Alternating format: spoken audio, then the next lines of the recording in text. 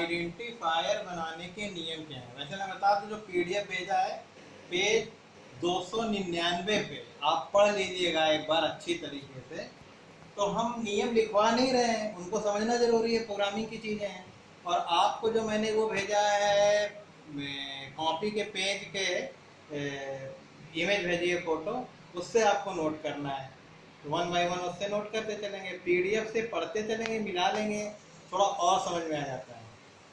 तो आइडेंटिफायर बनाने के नियम का मतलब हो गया कि वेरिएबल, फंक्शन, एरे, यानी जो भी आइडेंटिफायर हैं वो उनको बनाने में ये सभी में ये नियम लागू होंगे। जैसे अभी हम वेरिएबल का एग्जांपल ले लेते हैं।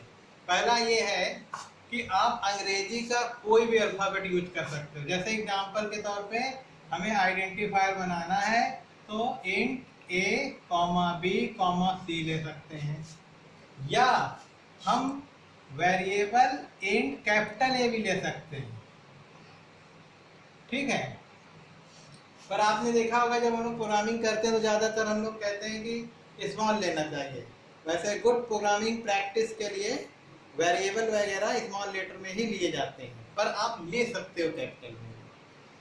दूसरा ये है कि आइडेंटिफायर यानी वेरिएबल अंकों से स्टार्ट नहीं होना चाहिए। जैसे अगर किसी ने ये कर दिया कि इंट, ठीक है, ये तो सही है, इंट 5 रोल नंबर, मान लो रोल नंबर नाम से बना रहा है, तो अंक शुरू में नहीं होना चाहिए, अंक बाद में हो सकता है। जैसे ये गलत है, अगर उसने बनाया इंट रोल 5, तो अंक बीच में या आखिरी में हो सकता है। आइडेंटिफायर में अंक पहले नहीं होना चाहिए।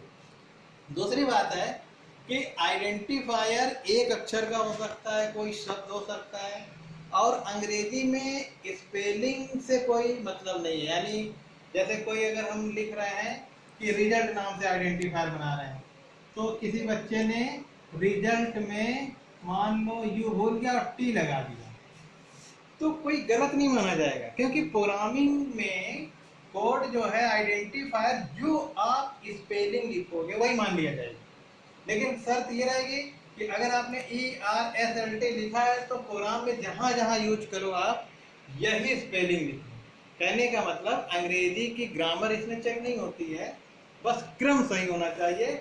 यानी अगर RESLT लिखा है तो हर जगह RESLT लिखेंगे, किंतु कोशिश करेंगे कि जहाँ पे अंग्रेजी शब्द वगैरह रहते हैं उनको आप सही लिखें, ये आपके प्रयास रहेगा। दूसरी बात यह है कि जैसे मान लीजिए रोल नंबर लिखना है, तो हमने लिखा इंट रोल और स्पेस नहीं देना है। अगर आपने रोल नंबर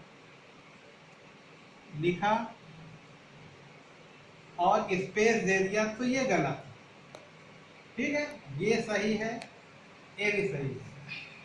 गलत कौन सा था हमारा, ये, यानी अंकों में शुरू में अंक नहीं होना चाहिए। गलत ये है कि बीच में स्पेस नहीं होना चाहिए। ये जो चीज है ये स्पेस नहीं होना चाहिए। तो इसके लिए क्या व्यवस्था की गई है, आप नियम में पढ़िएगा, समझ जाएंगे।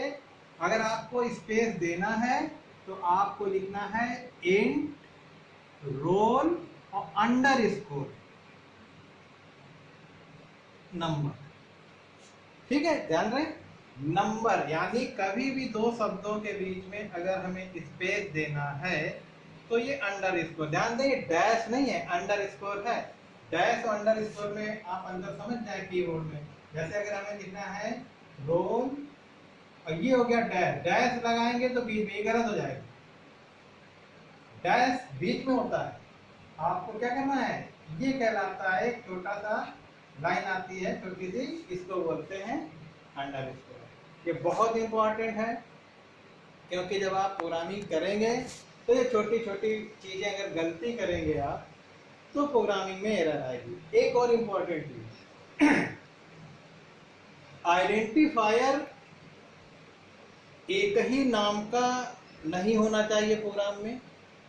मतलब एक ही नाम के दो, एक ही, जैसे फंक्शन आपने सम बनाया है तो आप उस सम फंक्शन को एक ही बार यूज कर सकते हैं। दूसरी बात ये है, एक बहुत इंपॉर्टेंट चीज बोर्ड पे देखिए कि इंट, जैसे मान लीजिए हमने लिखा सम, SUM, शब्द हो सकता है आइडेंटिफायर, और एक हमने लिखा इंट और इसमें S को कैपिटल बना दिया, एक में लिखा हमने इंट SUM। ध्यान रखिए, अब आप कहोगे कि सम तीनों एक ही, नहीं, प्रोग्रामिंग में तीनों अलग अलग माने जाएंगे, बल्कि और भी कुछ आप स्पेलिंग अलग लिखो, यानी इसमें SUM तीनों स्मॉल लेटर में है, इसमें S पहला कैपिटल है, इसमें तीनों कैपिटल, ये तीनों अलग अलग माने जाएंगे। तो इसीलिए आपने देखा होगा फर्स्ट ईयर में भी जब आपने एक प्रोग्रामिंग की होगी, तो ऊपर जैसा शुरू में जैसा आप मानते हो उसी प्रकार से आपको ये चीज माननी है। ठीक है, अब इसी में हम अगले पेज का एक ये नियम आप पढ़ लीजिएगा, कीवर्ड बता देते हैं थोड़ा सा, क्योंकि इसको लिखना है आप तो लिख लेंगे ही, आपको नोट भेज दी गई है। तो कीवर्ड क्या होता है, पेज नंबर 300 पे 48 कीवर्ड यूज होते हैं C++ प्रोग्रामिंग में। अब कीवर्ड इसी में बता दें, क्यों समझ जाओगे आप, ये जो आप इंट लिखते हो ये कीवर्ड होता है, यानी ये प्रोग्राम के ऐसे आरक्षित शब्द होते हैं। आप कह सकते हैं कि कीवर्ड कौन कौन से अभी तक जो आपने प्रोग्रामिंग की, जैसे हैज इंक्लूड लिखते हो तो इंक्लूड ये कीवर्ड हो गया, जैसे वाइड मेन लिखते हो तो ये वाइड कीवर्ड हो गया, इंट कीवर्ड हो गया, फ्लोट आप लिखते हो कभी कभी प्रोग्राम में, ठीक है, तो ये कीवर्ड है। तो आप देखो तो प्रोग्रामिंग गेट सी एच तो फंक्शन है, जैसे आगे अभी आपने प्रोग्रामिंग कम की है, लेकिन आप देखिए लिस्ट में 48 कीवर्ड दिए हैं, कुछ अभी यूज किए हो, कुछ आगे आप यूज करोगे। जैसे अभी हम लोग पढ़ रहे थे ओप में पब्लिक और प्राइवेट, तो पब्लिक और प्राइवेट भी आपके कीवर्ड, ठीक है। तो ये हमारे ख्याल से इसमें समझने में दिक्कत नहीं होगी, तो अगला आप समझ गए। इसके बाद हम लोग नेक्स्ट 301 पेज पे आएंगे, डेटा के विभिन्न प्रकार। तो इसको कल हम डिटेल में थोड़ा बताएंगे। हालांकि इसमें आप डेटा के प्रकार क्या हो गए, इंट, फ्लोट, कैर, जैसे आपने फर्स्ट ईयर में डेटा टाइप पढ़े थे, याद होगा आपको, numeric data, alphabetic data, alpha numeric data. तो प्रोग्राम में कौन कौन से हम डेटा प्रयोग करते हैं और उन्हें कैसे प्रयोग किया जाता है, ये कल हम लोग पढ़ेंगे। तो पीडीएफ भी पढ़ते रहिए, जो भी हम निर्देश दे रहे हैं आपको उसको पढ़ते रहिए।